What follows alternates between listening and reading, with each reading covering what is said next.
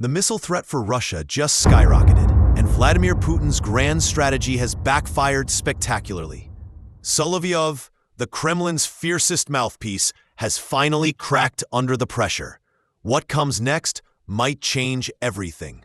In the relentless conflict gripping Eastern Europe, Russia's attempts to secure its borders and maintain dominance have hit a brutal wall. What started as a calculated move to deter NATO advances has spiraled into a strategic nightmare. The very missiles meant to guarantee Russia's invincibility now loom as an existential threat, thanks to a dangerously shortened missile flight time from NATO's new forward bases. This game of nuclear chess is far from over, and the stakes have never been higher. Hour 1. Intelligence surfaces of NATO's newest missile deployment just 40 to 50 kilometers from Russia's western border, slashing missile flight times dramatically. Panic sets in within Kremlin war rooms as the long-feared first strike vulnerability shifts tectonically. Day 1. Analysts confirm the arrival of U.S. Tomahawk cruise missiles, some speculated to be nuclear-capable. The Russian surface-to-air missile systems scramble, but their coverage zones barely adapt. Day 3. Confusion ripples through ranks.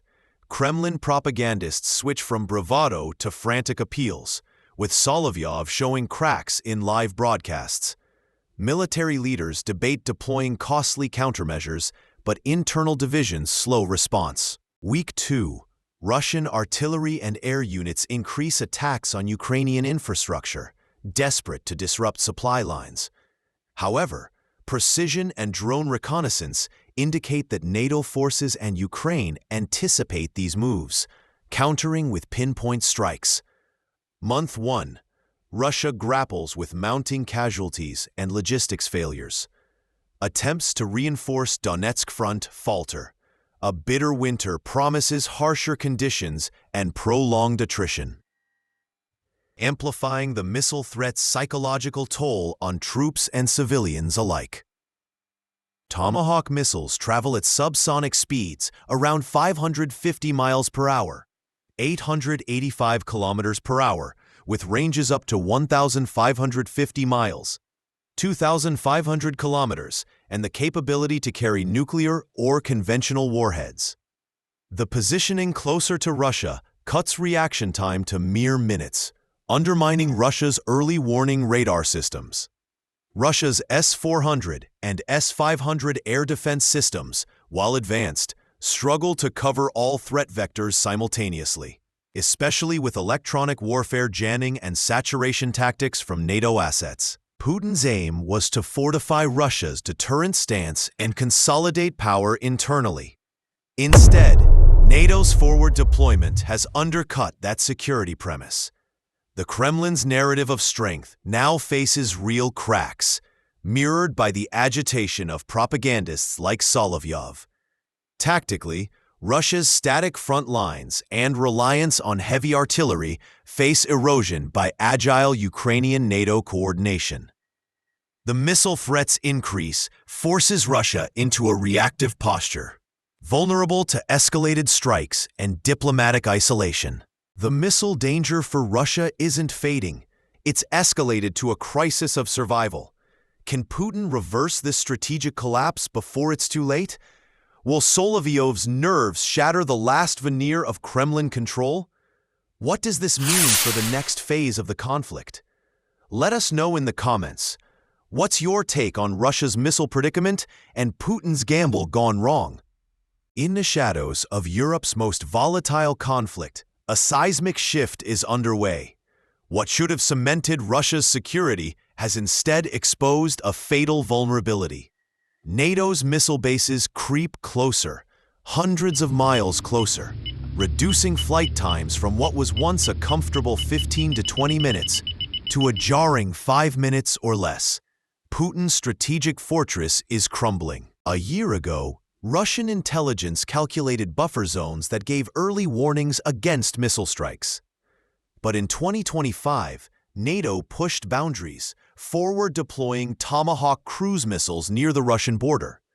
Each missile can carry either conventional or nuclear warheads, with a range of up to 2,500 kilometers at subsonic speed of 880 kilometers per hour. The Kremlin's detection systems, S-400 and the ultra-modern S-500, were designed for layered defense. But saturation tactics and electronic warfare deployed by NATO render these systems stretched thin, forcing Russia into reactive measures. Hour 1. The Awakening. Radar operators in Moscow stare blankly as missile signatures appear minutes earlier than ever before. Panic flickers behind red-lit faces. Emergency Kremlin meetings convene. Day 1. The Reckoning. The world watches as Solovyov descends from his usual ironclad posture into a visibly shaken figure on live television. The official narrative wavers, admitting for the first time the increased missile threat against Russia. Day 3. The Internal Clash. Military strategists clash bitterly. Some advise immediate counterstrikes. Others call for diplomatic de-escalation. The clock is ticking, and indecision equates to vulnerability. Week 2. The Counterslaught. Desperation drives Russian artillery to intensify strikes on Ukrainian infrastructure, aiming to disrupt Western supply lines. But advanced drone reconnaissance and Ukrainian resistance blunt these efforts. Precision missile launches from NATO thwart Russian advances. Month 1. The attrition sets in. Russian troop morale plummets. Logistics falter amid harsh winter conditions. Casualties mount on an unchanging front. The missile threat's psychological weight burdens every soldier, every civilian under the shadow of potential nuclear escalation. Tomahawk cruise missiles aren't just weapons, they're calculated threats. At speeds around 550 miles per hour, they minimize reaction time, significantly reducing the Russian early warning advantage. Russia's famed S-400 and emerging S-500 anti-air systems face a complicated reality. They cover predefined zones vulnerable to saturation strikes or electronic jamming, giving NATO's aircraft and missile systems moments to exploit gaps. Russia's heavy artillery and infantry strategy, centered around overwhelming firepower, increasingly meets a nimble, tech-enabled Ukrainian defense, blunting Russian gains and multiplying losses. Putin's strategy, aimed at regional dominance and long-term deterrence, has ironically weakened Russia's strategic stance. The Kremlin's narrative of invincibility breaks down as fronts stagnate and missile risks soar. Propaganda, once a pillar, now reveals the fractures of fear and uncertainty. The missile danger for Russia has transitioned from theory to crisis. The clock is ticking faster.